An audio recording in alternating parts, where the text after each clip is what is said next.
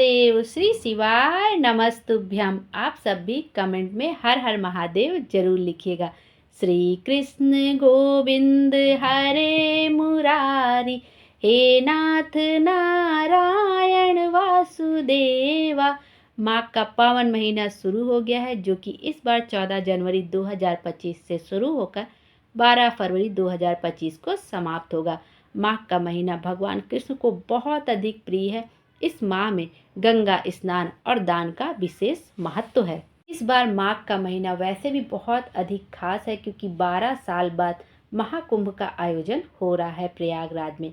प्रयागराज में प्रत्येक वर्ष माघ के महीने में 1 महीने का कल्पवास होता है। जब 12 साल बाद महाकुंभ का आयोजन होता है, तो माघ मास का महत्व एवं इसकी महिमा बहुत अधिक बढ़ जाती है। 2025 में महाकुंभ होने के कारण माघ मास में कल्पवास का अति विशेष महत्व रहेगा। माघ का महीना जनवरी फरवरी में पड़ता है। इस समय कड़ाके की सर्दी होती है। ऐसे में जब संगम तट पर भक्त रेत पर कुटिया लगाकर 1 माह पर्यंत पूजा पाठ करते हैं, तो उसे कल्पवास कहा जाता है। माघ के महीने में माघ महात्म का अध्याय को श्रवण करने से हमें पुण्य फलों की प्राप्ति होती है। अभी तक हमने माघ मास के महात्म का पहले अध्याय का श्रवण किया। आज हम माघ मास के महात्म के दूसरे अध्याय का श्रवण करेंगे। आइए अब श्रवण करते हैं।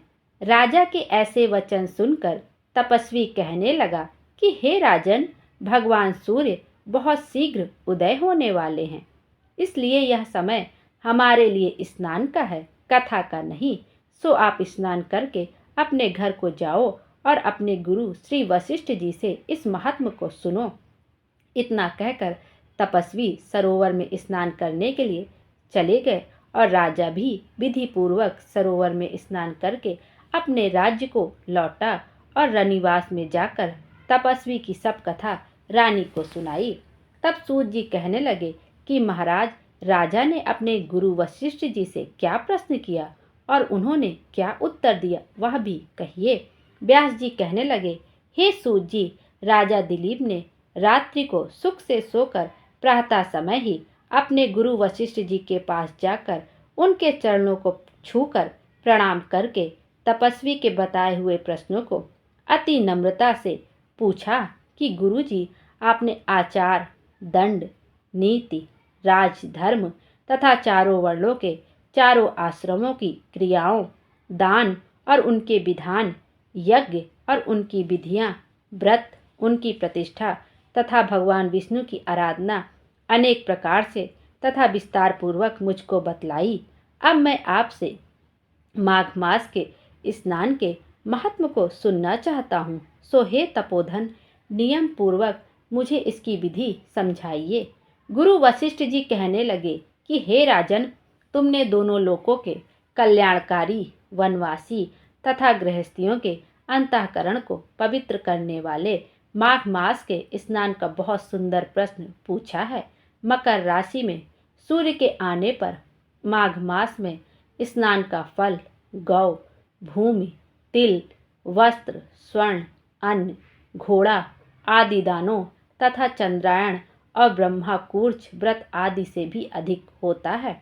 बैसाख तथा कार्तिक में जप, दान, तप और यज्ञ बहुत फल देने वाले हैं, परंतु माघ मास में इनका फल बहुत ही अधिक होता है। माघ में स्नान करने वाला पुरुष राजा और मुक्ति के मार्ग को जानने वाला होता है।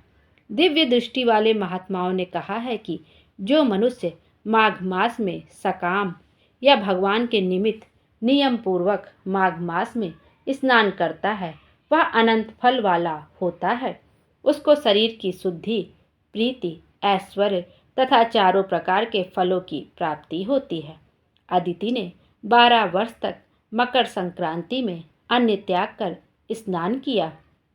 इससे तीनों लोकों को उज्जवल करने वाले 12 पुत्र उत्पन्न हुए। माघ में स्नान करने से ही रोहिणी, शुभगा, अरुंधति दानशीलता हुई और इंद्राणी के समान रूपवती होकर प्रसिद्ध हुई। जो माघ मास में स्नान करते हैं तथा देवताओं के पूजन में तत्पर रहते हैं, उनको सुंदर स्थान, हाथी और घोड़ों की सवारी, तथा दान को द्रव्य प्राप्त होता है। अतिथियों से उनका घर भरा रहता है और उनके घर में सदा वेद ध्वनि होती रहती है। वह मनुष्य धन्य है जो माघ मास में स्नान करते हैं, दान देते हैं तथा व्रत और नियमों का पालन करते हैं और दूसरों के पुण्यों के क्षीण होने से मनुष्य स्वर्ग से वापस आ जाता है। परंतु जो मनुष्य माघ मास में स्नान करता है वह कभी स्वर्ग से वापस नहीं आता। इससे बढ़कर कोई नियम, तप, दान पवित्र और पापनाशक नहीं है। भृगु जी ने मणि पर्वत पर विद्याधरों को यह सुनाया था। तब राजा ने कहा कि ब्राह्मण भृगु ऋषि ने कब मणि पर्वत पर विद्याधरों को उपदेश दिया था, सो बताइए। तब ऋषि जी कहने लगे कि राजन, एक समय 12 वर्ष तक वर्षा न होने के कारण, जब प्रजा क्षीण होने के कारण संसार में बड़ी उद्विग्नता फैल गई, हिमाचल और विंध्याचल पर्वत के मध्य को देश निर्जन होने के कारण श्राद्ध, तप तथा स्वाध्याय सब कुछ छूट गए। सारा लोक विपत्तियों में फंसकर प्रजाहीन हो गया। सारा भूमंडल फल और अन्न से रहित हो गया। तब विंध्याचल से नीचे बहती हुई नदी के सुंदर वृक्षों से आच्छादित अपने आश्रम से निकलकर श्री भृगु ऋषि अपने शिष्यों सहित हिमालय पर्वत पर गए। इस पर्वत की चोटी नीली और नीचे का हिस्सा सुनहरी होने से पूरा पर्वत पीतांबरधारी श्री भगवान के सदृश लगता था। पर्वत के बीच का भाग नीला और बीच बीच में कहीं कहीं सफ़ेद स्फटिक होने से तारों से युक्त आकाश जैसी शोभा को प्राप्त होता था। रात्रि के समय वह पर्वत दीपकों की तरह चमकती हुई दिव्य औषधियों से पूरित किसी महल की शोभा को प्राप्त होता था। वह पर्वत शिखाओं पर बांसुरी बजाती और सुंदर गीत गाती हुई किन्नरियों तथा केले के पत्तों की पताकाओं से अत्यंत शोभा को प्राप्त हो रहा था। यह पर्वत नीलम, पन्ना, पुखराज तथा इसकी चोटी से निकलती हुई रंग बिरंगी किरणों से इंद्रधनुष के समान प्रतीत होता था। स्वर्ण आदि सब धातुओं से तथा चमकते हुए रत्नों से चारों ओर फैली हुई अग्नि ज्वाला के समान शोभायमान था। इसकी कंदराओं में काम पीड़ित विद्याधरी अपने पतियों के साथ आकर रमण करती हैं और गुफाओं में ऐसे ऋषि मुनि जिन्होंने संसार के सब क्लेशों को जीत लिया है, रात दिन ब्रह्मा का ध्यान करते हैं और कई एक हाथ में रुद्राज की माला लिए हुए शिव की आराधना में लगे हुए हैं। पर्वत के नीचे भागों में जंगली हाथी अपने बच्चों के साथ खेल रहे हैं तथा कस्तूरी वाले रंग बिरंगे मृगों के झुंड इधर उधर भाग रहे हैं। यह पर्वत सदा राजहंस तथा मोरों से भरा रहता है। इसी कारण इसको हेमकुंड कहते हैं। यहाँ पर सदैव देवता, गृहाक और अप्सरा निवास करते हैं।